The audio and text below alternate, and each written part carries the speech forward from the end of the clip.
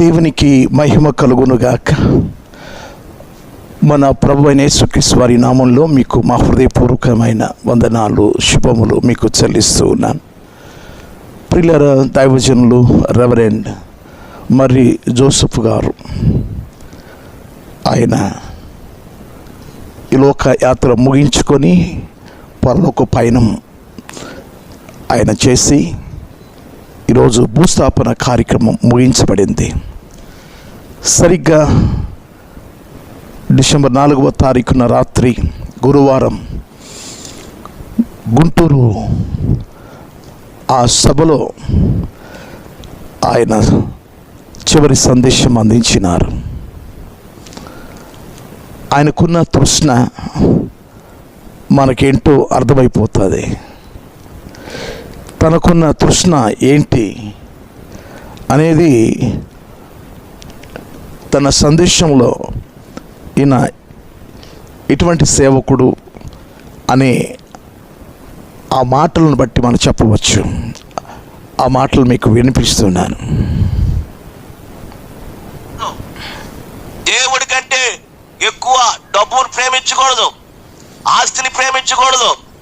ఏమండి, ఈ లోకములో ఉన్న వాటిని అంతా ప్రేమించకూడదు. ఒకవేళ దేవుడి కంటే ఎక్కువ ఏదైనా ప్రేమించావా, అది దూరం చేసేస్తాడు దేవుడు. ఎవరికంటే? అందరు చెప్పలే.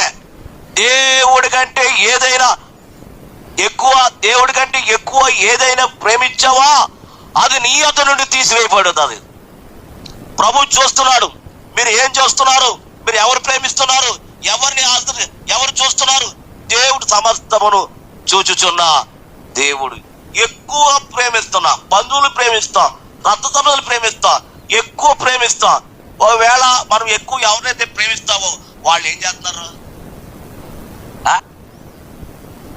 ఇది ఆయన చివరి సందేశం ఇచ్చి ఆయన తిరిగి ప్రయాణమై వెళుతున్న సందర్భంలో ఆయనకు స్ట్రోక్ వచ్చి ఆ గుండె నొప్పి చేత హాస్పిటల్కి వెళ్ళినప్పుడు ఆయన అక్కడే చనిపోవడం జరిగింది. తన యాత్ర ముగిసిపోయింది. ప్రియులారా, చూడడానికి అందహీనుడే, అంగవైకల్యం కలిగిన వాడే, కానీ ప్రభునందు అందరినీ ఆకర్షించుకున్నాడు. ఎవరు తిరగలేని ప్రాంతాలకు, కాళ్ళు నడవలేక సహకరించకపోయినా ఆయన ప్రభువును బట్టి ప్రయాణం చేసి సువార్తను ప్రకటించేవాడు. ఆయన జీవితంలోకి వెళ్ళి తొంగి చూసినప్పుడు విషాదంగా ఉంటుంది. ప్రియుల, ఆయన చరిత్ర ఒక విషాదంగా ఉంటుంది. ఒకసారి ఆయన సాక్ష్యాన్ని మీరు వింటే బాగుంటుంది. ఆ సాక్ష్యాలు మనతో మాట్లాడతాయి.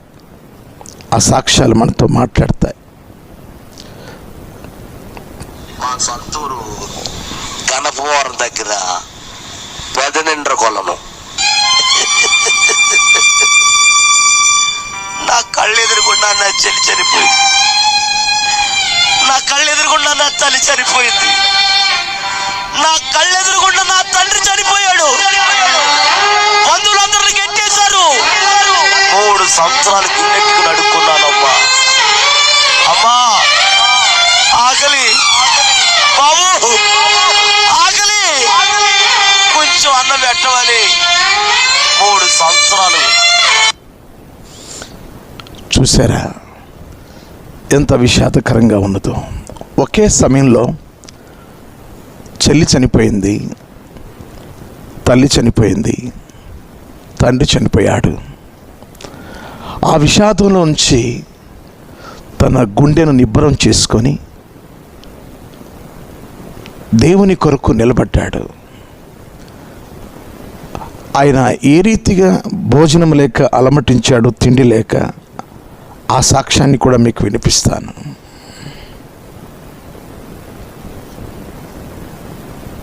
రాత్రి అన్నం అడుకుంటాకి తాడేపల్లి కూడా అంతా తిరిగారు. అన్నం పెట్టలేదు, ఆకలి అయిపోతుంది. ఎలాగని తాలూకా ఆఫీస్ ఉంది కదా తాడేపల్లి గూడలో, దాని ఎదురుకుండా కురిపి వాటలు ఉంది. ఆ కురిపి వాటల కాడికి వెళ్ళి, అయ్యా కొంచెం అన్నం ఉంటే పెడతారా? ఆయన అన్నాడు, 5 రూపాయలు ఇవి పెడతాను అన్నాడు. డబ్బులు లేవండి, నేను అడుక్కున్న వాడినండి, కొంచెం అన్నం పెట్టండి అయ్యా అన్నాను. డబ్బు కొద్ది పెట్టను అన్నారు. సర్లే బయటకు వచ్చి వెళ్ళేవాళ్ళు వచ్చేవాళ్ళు, బాబు 1 రూపాయి ఉన్నాయా, అన్నం కొనుక్కుంటారు, 1 రూపాయి ఇవ్వండి. ఎవరు ఇవ్వలేదమ్మా. 10ంటికి కట్టి వెళ్తారు, రాత్రి 10 గంటలకి. ఏం చేయాలో తెలియక మరి తినే ఎంగులాకులు ఎక్కడైతే పడేస్తున్నారో, వాడు పడేసిన ఎంగులాకులు ఎక్కడైతే ఉన్నాయో అక్కడికి వెళ్ళి కూర్చుని వాడు పడేసిన ఎంగులాకులన్నీ మెతుకులు ఎందుకు తిన్నారు కానీ కడుపు లేదండి. అప్పుడు అనుకున్నాను,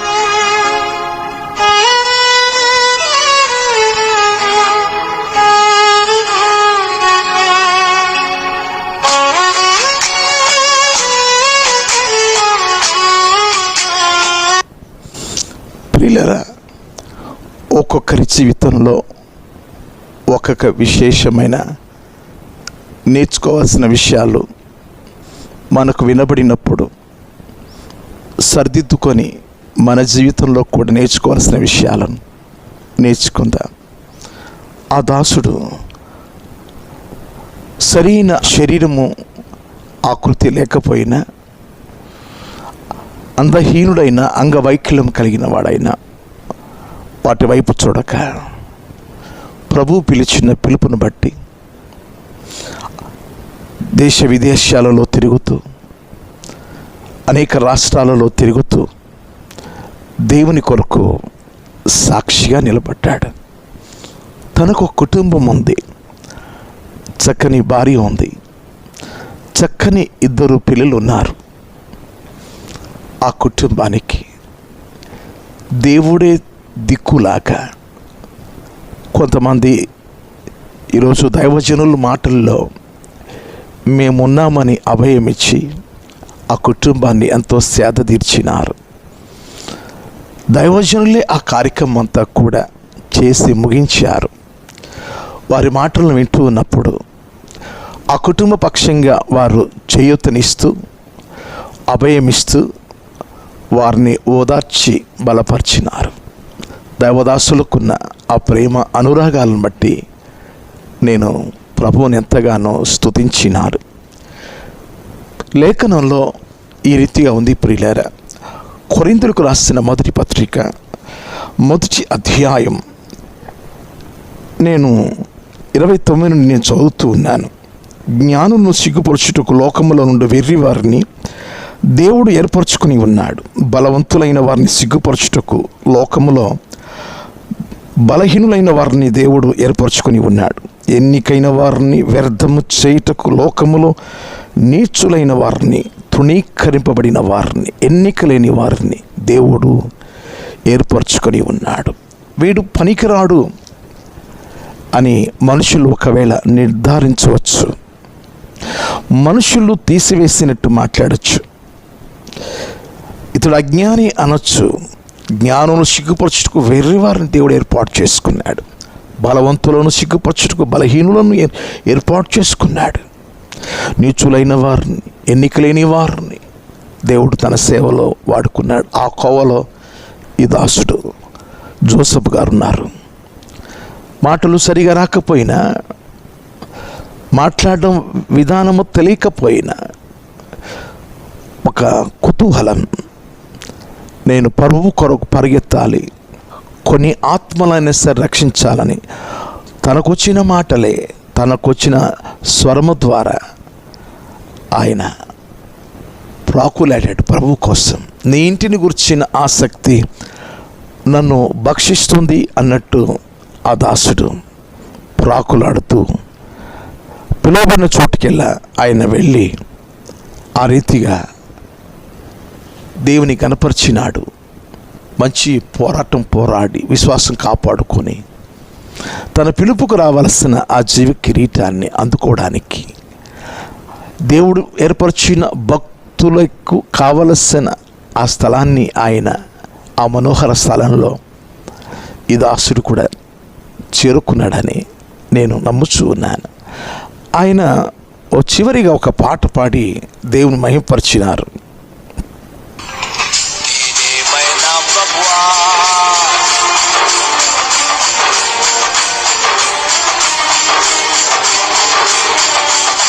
నేనేమై ఉన్నాను నీ దైవమే ప్రభువా, నాకున్నవన్నీయు నీవిచ్చింది నీవయ్యా. నేనేమై ఉన్నాను నీ దైవమే ప్రభువా, నాకున్నవన్నీయు. నేనేమైనా ప్రభువా, నేనేమైనా ప్రభువా.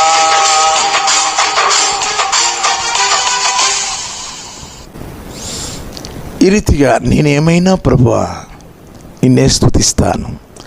కడవరకు తన విశ్వాస పరుగును తోదముట్టించినాడు. ఆ దైవదాసుని నేను జ్ఞాపకం చేసుకుంటున్నప్పుడు తనకు దేవుడిచ్చిన ఆ బాధ్యత, సువార్త ప్రకటించటం అనే బాధ్యతను నిర్వర్తించి ముగించినాడు. విరామము లేకుండగా పిలువబడిన ఆయా స్థలాలలోకి వెళ్ళిపోయి ప్రభుని కనపరిచినాడు. విడిచిన ఆ కుటుంబానికి దేవుని కృపాక్షేమములే ఆ కుటుంబానికి కలగాలని మనము ప్రార్థన చేయవలసి ఉంది. ఈ రీతిగా ఆయన చనిపోయి అందరూ దుఃఖసాగరంలో ఉంటే కొంతమంది స్క్రోల్ చేస్తున్నారు. కోపిష్ఠుడైన పాస్టర్ జోసెఫ్ చనిపోయాడు అని, కమేడియన్ పాస్టర్ గారు చనిపోయాడని స్క్రోల్ చేస్తున్నారు. ఎంత విచారం! ఈరోజు నేడు ఆయన చనిపోయాడు, రేపు ఒక దినాన మనం చనిపోతాం. తీర్పు తెచ్చేది ఆయన కదా. భక్తులను మనం హేళన చేయకూడదు. ఇతరుల క్షేమాభివృద్ధి కొరకు ఒక్కోసారి దైవజనుడు ఖండిస్తాడు, గద్దిస్తాడు, బుద్ధి చెప్తాడు, నీతియందు శిక్ష కూడా వేస్తాడు. అది అనేకులకు క్షేమం కలగడానికి. క్రీస్తునందు నా ప్రియమైన దేవుని పిల్లారా, దైవ సేవకుల మీద ఆ రీతిగా స్క్రోల్ చేసి బాధ పెట్టారు. ఎందుకు ఇలా చేస్తున్నారని నేను కూడా బాధ అనుభవించాను. ఈరోజు ప్రియమైన దేవుని పిల్లారా, హెబ్రీయులకు రాసిన పత్రికలో 11వ అధ్యాయం 13వ వాక్యం, పేతురు రాసిన మొదటి పత్రిక 1వ అధ్యాయం 2వ వాక్యం, పేతురు రాసిన మొదటి పత్రిక 2వ అధ్యాయం 11వ వాక్యంలో మనము యాత్రికులం, మనం పరదేశులం. పరదేశం పరలోకం. మనం చేరవలసిన ఆ పరలోకానికి ఈ లోకంలో యాత్ర చేస్తున్నాం, యాత్ర కొనసాగిస్తూ ఉన్నాం. ఏదో ఒక రోజు మన యాత్ర కూడా ఈ లోకాన్ని విడిచి ఆ లోకానికి, ప్రభువు ఉన్న లోకానికి, భక్తులు ఉన్న లోకానికి చేరవలసి ఉంది. అందుకోసమే 119వ కీర్తన 54వ వాక్యంలో దావీదు మహారాజు అంటారు, ఈ యాత్రికుడైన నేను నా బస్సులో పాటలు పాడుటకు నీ కట్టడలు హేతువులాయను. దేవుని యొక్క కట్టడలు మనకు సహకరిస్తాయి, భక్తి చేయడానికి సహకరించబడతాయి. ఈ బస్సులో ఆయన పాడుకుంటూ మనం కొనసాగిపోవాలి. జోసెఫ్ గారి మరణ వార్త వినగానే ఆయన ఇంకా బతకవలసి ఉంది. 50 సంవత్సరాలే కదా, ఇంతలోకే దేవుడు తీసేసుకున్నాడా, ఇది ఎలాగూ అని చాలామందికి కొంచెం ఆలోచన వచ్చి ఉండొచ్చు. ప్రియమైన దేవుని పిల్లలారా, యోబు గ్రంథంలో 14వ అధ్యాయంలో ఒక మాట మీకు చదివి వినిపిస్తాను ప్రియులారా. ఎందుకంటే ఇలా మాట్లాడేవాళ్ళు కూడా ఉన్నారు, ఆయన భక్తుడు కదా, ఎందుకు దేవుడు తీసేసుకున్నాడు అని అనవచ్చు. చూడండి, నేను చదువుతున్నాను. యోబు గ్రంథం 14వ అధ్యాయం 5వ వాక్యం, నరుల ఆయుష్కాలం పరిమితి కలదు, వారి నెలల సంఖ్య నీకు తెలిసై ఉన్నది, మించజాలని వయో పరిమాణం నీవు వారికి నియమించి ఉన్నావు. నీవు వారికి వయో పరిమాణం ఆయుష్కాలం ఆయన నియమించాడు. ఎవరికి ఎప్పుడు ఎక్కడ వారి యాత్ర ముగిసిపోతుందో పుట్టగానే ఆయన రాసి పెడతాడు. ఆ వయో పరిమాణం అంతటితో అది ముగిసిపోయింది. ఆయన ఆయుష్కాలం తీరిపోయింది. ఆయన పరుగు పందెం ముగిసిపోయింది. మీకు మరొక వాక్యాన్ని కూడా నేను మీకు చదివి వినిపిస్తాను. 56వ కీర్తన 8వ వాక్యం. నా సంచారములను నీవు లెక్కించి ఉన్నావు. నా కన్నీళ్ళు నీ బుడ్డిలో నుంచబడి ఉన్నవి, అవి నీ కవిలలో కనబడును కదా. నా సంచారములను నీవు లెక్కించి ఉన్నావు. మన యాత్ర దినాలు ముందుగానే ఆయన రాసిపెట్టాడు. అయ్యో జోసెఫ్ గారి కుటుంబం ఏమైపోతాదో దానికి అన్ని సదుపాయాలు దేవుడు ఏర్పాటు చేసి ఉంటాడు. ఆ తల్లిగారికి, ఆ పాశ్రమ గారికి చక్కని పిల్లలు, ఆ 2 పిల్లలకి కావలసినవి దేవుడు సమకూరుస్తాడు. మనుషులు కొంతకాలం సహకరిస్తారు, ఒక్కోసారి మర్చిపోయి వారి పనుల విధానంలో వాళ్ళు వెళ్ళిపోయి మర్చిపోవచ్చు. కానీ బైబిల్ చెప్తుంది 40వ కీర్తన 17వ వాక్యంలో, నీవు నన్ను తలంచుచున్నావు. దేవుడు తలుస్తున్నాడు. దేవుని తలంపుల్లో ఆ కుటుంబం ఉంది. ఆ దాసుడు తన యొక్క వయో పరిమాణం ముగించబడింది. ఆయన ఆయుష్ పరిమితి అంతవరకే. దేవుడు అంతవరకే రాసిపెట్టాడు.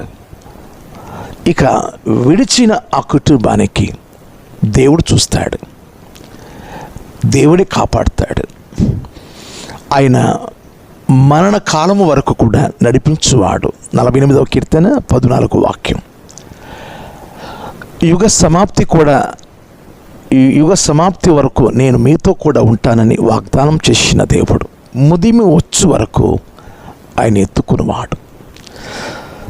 ఈ విషయంలో దైవజనులు ఎంతో ఆ యొక్క భూస్థాపన కార్యక్రమంలో పాలుపంపులు పొందుకొని వారు ఎంతో సహకరించినారు. ఎంతో అద్భుతకరంగా ఆ కార్యాన్ని చేసి ముగించినారు.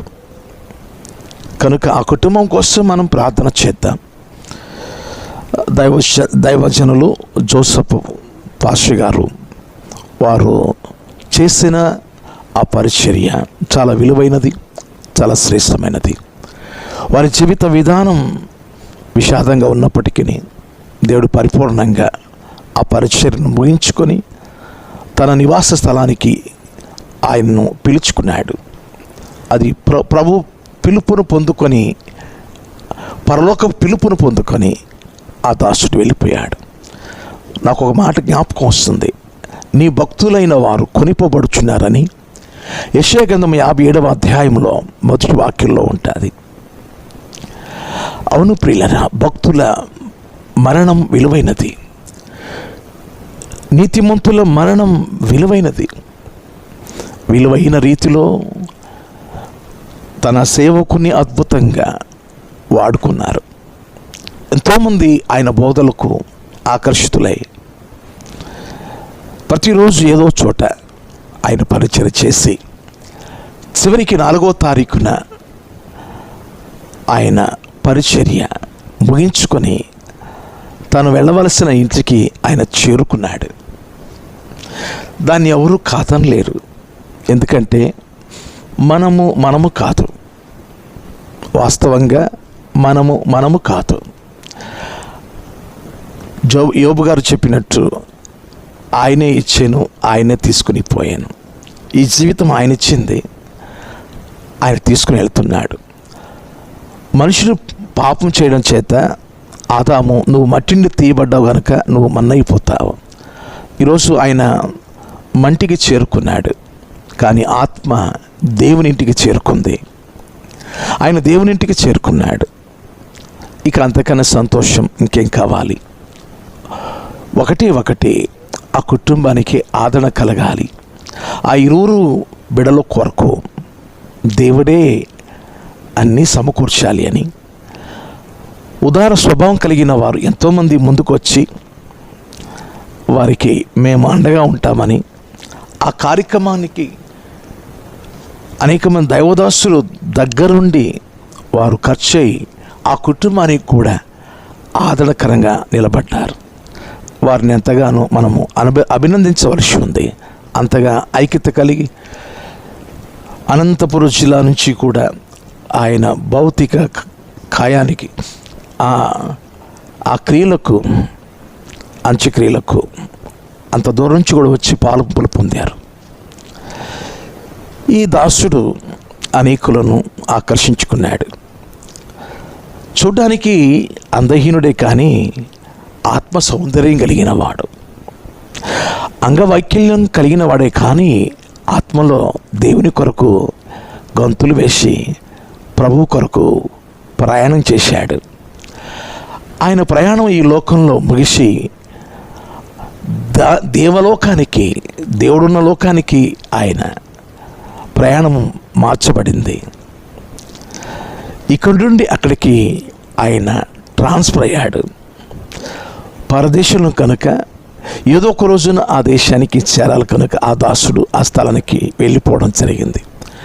ఇదంతా ఒక ఆశ్చర్యకరమైన గాథ. ఇది అందరికీ అంతుపట్టదు. ఇవి దేవుని బిడ్డలకి వినడానికి సంతోషంగా ఉంటుంది. మంచిది ప్రియులారా, ఆ దాసుడు దేవుని పిలుపునందుకొని మనోహరమైన స్థలం అనబడిన ఆ పరదేశంలోకి చేర్చబడ్డాడు. రేపు ఒకరోజు మనం కూడా చేరవలసి ఉంది. ఆ స్థలానికి మనం వెళ్ళడానికి కావలసిన సిద్ధపాటు కలిగి ఏ రోజుకి ఆ రోజు పరలోక పిలుపు కొరకు ఎదురు చూస్తూ ఆనందంగా ఆ నిత్యరాజ్యంలోనికి మనం వెళ్ళిపోతాం. ఎందుకంటే ఏదో ఒక రోజు ప్రభు తప్పకుండా ఈ లోకం నుంచి మనం తీసుకెళ్తాడు. భక్తులు కొనిపోబడుచున్నారు. ఈ కీడును చూడకుండా ఎంతో కీడు ఇంకా జరగబోతుంది. భయంకరమైన వార్తలు మనం వినబోతూ ఉన్నాం. అవేవి మీరు విననక్కర్లేదని నీతిమంతులైన భక్తులను ఆయన తీసుకువెళ్ళిపోతున్నాడు. రేపు మన వరుస వచ్చినప్పుడు మనం కూడా వెళ్ళిపోతాం. ఉండవలసిన ఆ పట్టణం, శాశ్వతమైన పట్టణం మన కొరకు ఆయన సిద్ధం చేసి పెట్టాడు. అందుకోసమే ఆయన లోకానికి వచ్చి మన ప్రభువారు మన శాపముల కొరకు ఆయన సిలువలోకి వెళ్ళి ఆయన మరణించి నేను ఉండవలసిన స్థలం అని ఆయన నేనే మార్గమును సత్యమును జీవమునై ఉన్నానని ఆయనే మనకు మార్గం తెలియచేసి తాను నడిచిన అడుగు జాడలలో మనం కూడా నడవాలని మాదిరి ఆయన ఉంచిపోయాడు. ఆయన అడుగు జాడలో మనం నడుచుకోవడానికి నేను ఏ రీతిగా జీవించాను, నా అడుగు జాడలలో మీరు జీవించమని ఈ భూలోకంలో ఆయన అడుగులు ఉన్నాయి, ఆయన జీవితం ఉంది. ఆ రీతిగా మనం కూడా కొనసాగిపోతాం. ఆయన స్వరక్తం ఇచ్చిన సంపాదించిన సంఘంలో ఆయన బిడలంగా చేరి ఆయన ఆరాధించుకుంటూ ఆయన గణపరుచుకుంటూ ఈ యాత్రలో మన గమ్యం ప్రభువే, మన గురి మన ప్రభువే. ఆ ప్రభువును చూచుకుంటూ ఆయన ఉన్న స్థలానికి మనం చేరుకుందాం. అతి కృప దేవుడు మనకు అనుగ్రహించి ఆశీర్వదించును గాక. దేవుడు జోసెఫ్ గారి కుటుంబానికి, ఆ దైవదాసురాలకు, ఆ 2 బిడ్డలకు దేవుని సమాధానము ఆ కుటుంబానికి కలుగును గాక. మీ అందరికి వందనాలు. May God bless you. Thank you.